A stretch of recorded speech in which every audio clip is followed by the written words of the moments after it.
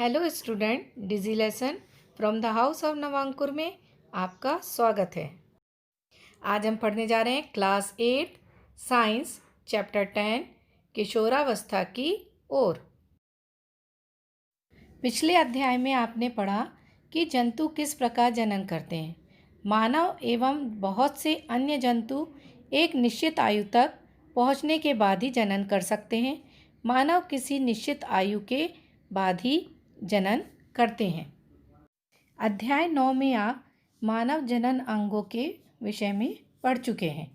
इस अध्याय में हम उन हार्मोनों के विषय में चर्चा करेंगे जो शिशु बच्चे में होने वाले उन परिवर्तनों में महत्वपूर्ण भूमिका निभाते हैं जिनके कारण बच्चा बड़ा होकर वयस्क हो जाता है।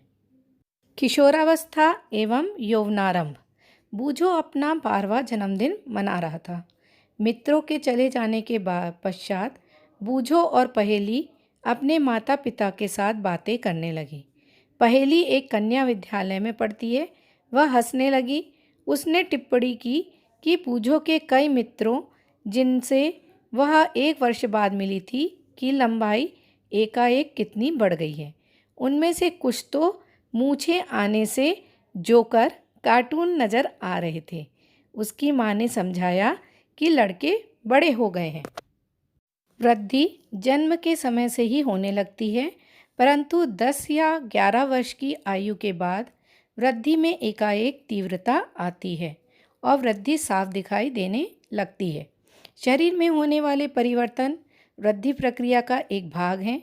यह इस बात का संकेत है कि अब आप बच्चे नहीं रहे तथा युवावस्था में कदम रख रहे हैं, जैसा कि आप लोग अनुभव कर रहे होंगे। आपके मन में एक प्रश्न आता होगा कि शरीर में होने वाले इस परिवर्तन की अवधि कब तक रहती है। तो शरीर में होने वाले इस परिवर्तन की अवधि लगभग 11 वर्ष की आयु से 18-19 वर्ष की आयु तक रहती है, जैसा कि जिस आयु से आप लोग गुजर रहे हैं। अभी मोस्टली जो बच्चे हैं वो 11 वर्ष की आयु को या तो प्रवेश कर चुके होंगे या कर रहे होंगे। 18-19 वर्ष तक की आयु तक उनके शरीर में परिवर्तन होते हैं।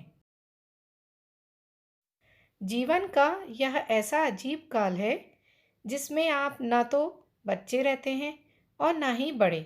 मैं जिज्ञासु हूँ कि क्या बाल्यकाल एवं युवावस्था के मध्य की इस अवधि का कोई विशेष नाम है। यानी आप सबके मन में एक जिज्ञासा उत्पन्न होती होगी कि इस काल को क्या कहते हैं, इसका क्या विशेष नाम है। तो इसका उत्तर होगा बाल्यकाल और युवावस्था के मध्य की इस अवधि को किशोरावस्था कहते हैं। किशोरावस्था अंग्रेजी में टीन्स 13 से 18-19 वर्ष की आयु तक होती है। किशोरों को टीनेजर्स भी कहा जाता है या कहते हैं। किशोरावस्था एडolescence। वृद्धि एक प्राकृतिक प्रक्रम है।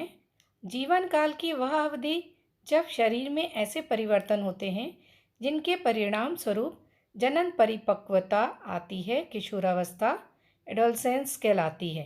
किशोरावस्था लगभग 11 वर्ष की आयु से प्रारंभ होकर 18 अथवा 19 वर्ष की आयु तक रहती है।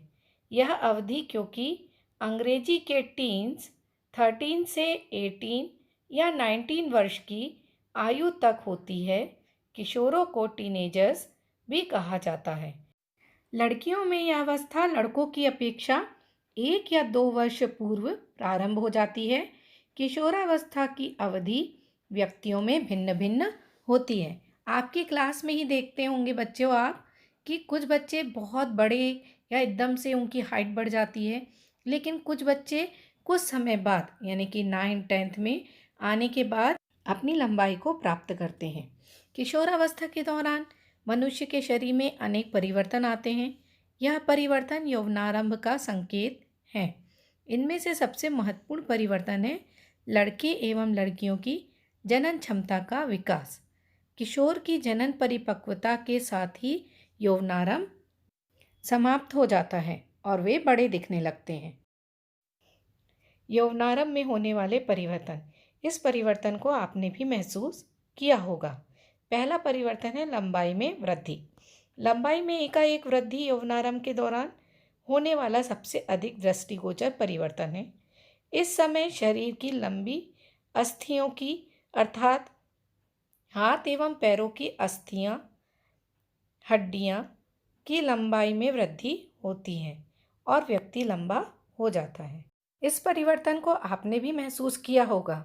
अब आपकी भी हाइट बढ़ रही है, आप भी लंबाई में वृद्धि कर रहे हैं, अर्थात आपके हाथ पैरों की जो हड्डियां हैं वो लंबी हो रही हैं और आप धीरे धीरे लंबे होते जा रहे हैं। निम्न चार्ट में लड़के एवं लड़कियों की आयु के साथ लंबाई में वृद्धि की औसत दर को दर्शाया गया है। कॉलम 2 और 3 में किसी व्यक्ति की लंबाई को प्रतिशत में दर्शाया गया है जो किसी आयु में पहुंचने पर होती है।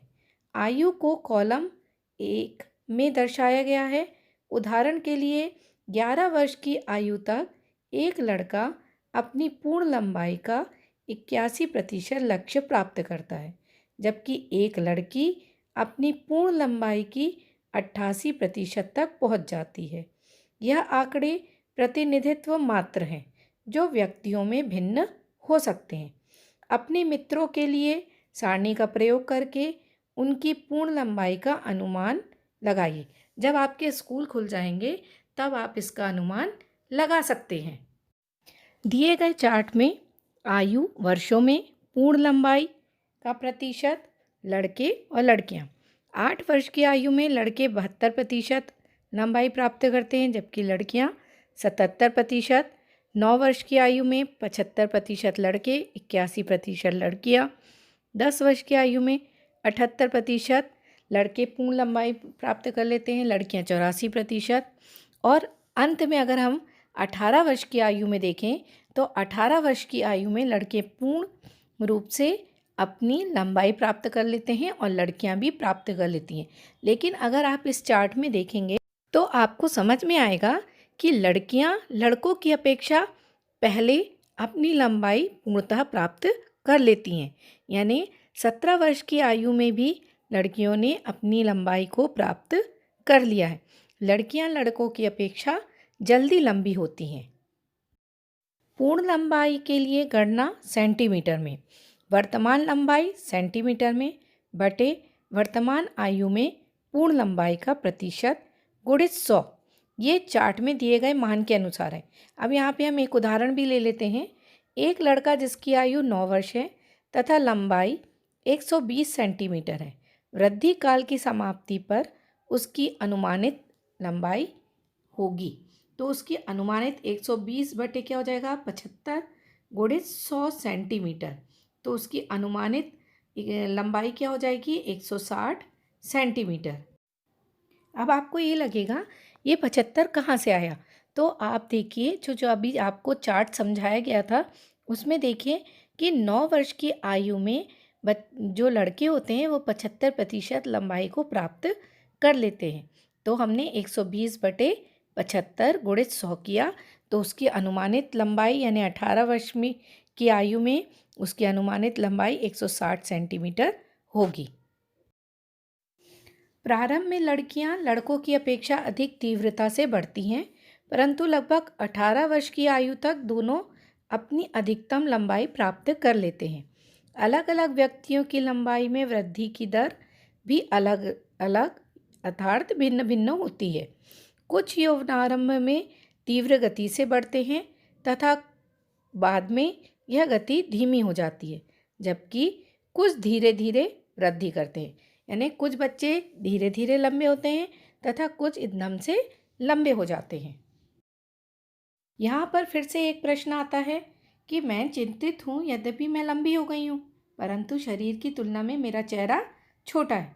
तो इसका उत्तर है कि पहली को चिंतित होने की आवश्यकता नहीं है। शरीर के सभी अंग समान दर से वृद्धि नहीं करते। यानी अगर आपका चेहरा छोटा है तो कुछ समय बाद आप बड़े लगने लगेंगे। कभी कभी किशोर के हाथ अथवा पैर शरीर के अन्य अंगों की अपेक्षा बड़े दिखाई देते हैं, परंतु शीघ्र ही दूसरे भाग भी वृद्धि कर शारीरिक अनुपात को संतुलित कर देते हैं। फलतः शरीर सुडौल हो जाता है। आपने ध्यान दिया होगा कि किसी व्यक्ति की लंबाई उसके परिवार के किसी न किसी सदस्य के लगभग समान होती है। इसका कारण यह है कि लंबाई माता पिता से प्राप्त जीन पर निर्भर करती है, परंतु वृद्धि के इन वर्षों में उचित प्रकार का संतुलित आहार आवश्यक है। आपको हरी सब्जियां, साग जरूर खाना चाहिए, जो बच्चे नहीं खाते हैं। यह अस्थियों, पेशियों एवं शरीर के अन्य भागों को सही ढंग से वृद्धि करने हेतु पर्याप्त पोषण करने में सहायता करता है।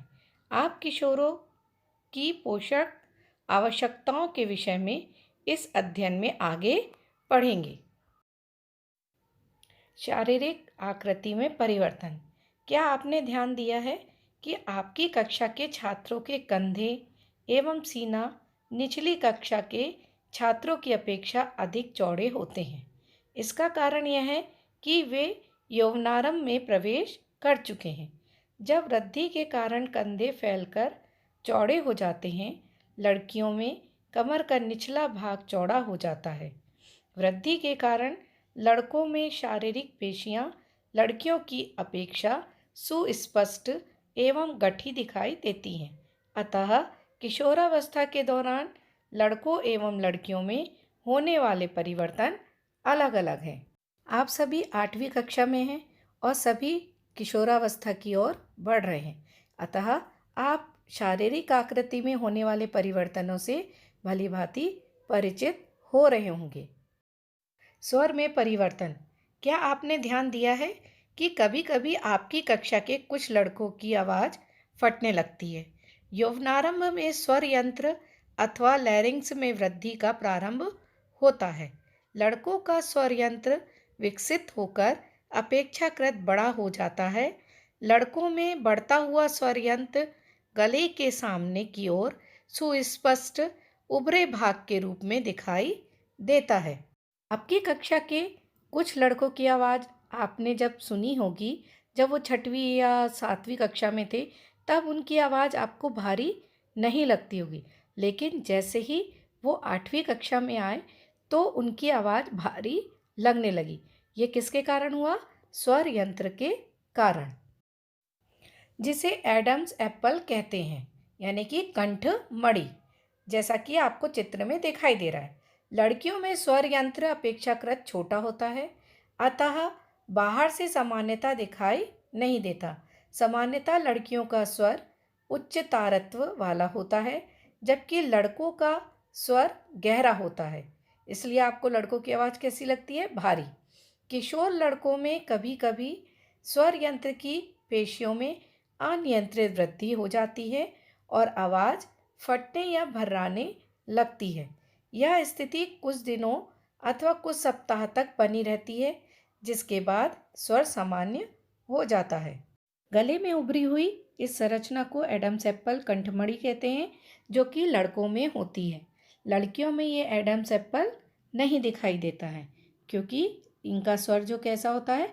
उच्च तारत्व वाला होता है। श्वेत एवं तेल ग्रंथियों की क्रियाशीलता में वृद्धि। किशोरावस्था में श्वेत एवं तेल ग्रंथियों का स्राव बढ़ जाता है। इन ग्रंथियों की अधिक क्रियाशीलता के कारण कुछ व्यक्तियों के चेहरे पर फुंसियाँ और मुहासे आदि हो जाते हैं। बहुत सारे बच्चे इस उम्र में मुहासों के कारण बहुत परेशान रहते हैं और उनको पसीना भी बहुत आता है। ये किसके कारण होता है? इन श्वेत एवं तेल ग्रंथियों के बढ़ने के कारण। श्वेत ग्रंथियाँ, तेल ग्रंथि एवं लार ग्रंथि जैसी कुछ ग्रंथियाँ अपना स्राव वाहिनियों द्वारा स्रावित करती हैं। अंतःस्रावी ग्रंथियाँ हार्मोनों को सीधे रुधिर प्रवाह में निर्मोचित करती हैं, इसलिए इन्हें नलिका विहीन ग्रंथियाँ भी कहते हैं। मानसिक, बौद्धिक एवं संवेदात्मक परिपक्वता प्राप्त होना। किशोरावस्था व्यक्ति के सोचने के ढंग में परिवर्तन की अवधि भी है। अच्छा, अभी आप लोग जिस अवस्था से गुजर रहे हैं वो अवस्था क्या है? किशोरावस्था। इस वक्त आपको बहुत सचेत रहते हैं, अपने प्रति स्वतंत्र रहना चाहते हैं, लेकिन आपको आपके माता पिता टोकते हैं, आपको बुरा लगता है, जो कि गलत है। आपके अध्यापक आपको टोकते हैं और आपको बुरा लगता है, ये गलत है। जो किशोरावस्था है, व्यक्ति के सोचने के ढंग में परिवर्तन की अवधि भी है। पहले की अपेक्षा किशोर अधिक स्वतंत्र एवं अपने प्रति अधिक सचेत होता है। उनमें बौद्धिक विकास भी होता है तथा वे सोचने विचारने में काफ़ी समय लेते हैं। आपके घर में आपको जब टोका जाता है तो आपको ये लगता है कि हम ही को डांट पिट रहे, जबकि ऐसा नहीं है। डांट सबको पिटती है। स्कूल में भी कई बार आपको किसी टीचर के टोकने पर बुरा लगता है, लेकिन आपको डांट तभी पड़ती है जब आप गलती करते हैं। इस समय जो है आपके सोचने समय में विचारने में काफ़ी आप लोग समय लेते हैं। वास्तव में किसी व्यक्ति के जीवन में यह वह समय है जब उसके मस्तिष्क की सीखने की क्षमता जो होती है सर्वाधिक होती है। कभी कभी यद्यपि किशोर शारीरिक एवं मानसिक परिवर्तनों के प्रति अपने आप को ढालने हेतु प्रयास करता हुआ स्वयं को असुरक्षित महसूस करता है। कभी कभी ऐसा होता है कि जो कुछ बच्चे होते हैं वो अपने आप को असुरक्षित महसूस करते हैं, क्योंकि उनके शरीर में भी कई परिवर्तन हो रहे हैं और मानसिक परिवर्तन भी हो रहे हैं। परंतु किशोर होने के नाते आपको यह समझना चाहिए कि असुरक्षित महसूस करने का कोई कारण नहीं है। ये परिवर्तन प्राकृतिक है जो शारीरिक वृद्धि के कारण उत्पन्न हो रहे हैं। अब इस समय आपको ये समझना चाहिए कि ये जो परिवर्तन हो रहे हैं ये प्राकृतिक परिवर्तन है जो सब में होते हैं, ठीक है ना, जो आपके शारीरिक वृद्धि के कारण उत्पन्न हो रहे हैं। अपने आप को असुरक्षित नहीं महसूस करना चाहिए। अपनी परेशानी अपने माता पिता या अपने अभिभावक या अपने टीचर को बतानी चाहिए। इस चैप्टर का पार्ट 1 यहीं पर समाप्त होता है। पार्ट 2 में हम अनेक टॉपिक्स को पढ़ेंगे। धन्यवाद।